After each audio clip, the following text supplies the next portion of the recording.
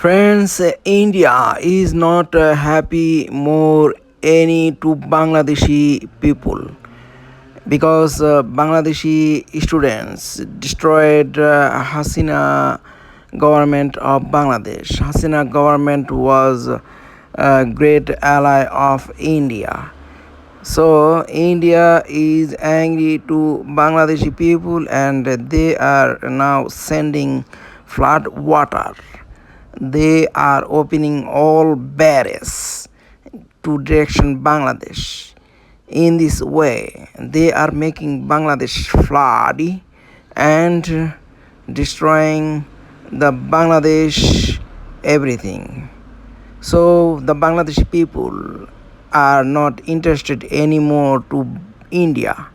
They will not go to India for treatment, for travel, or not import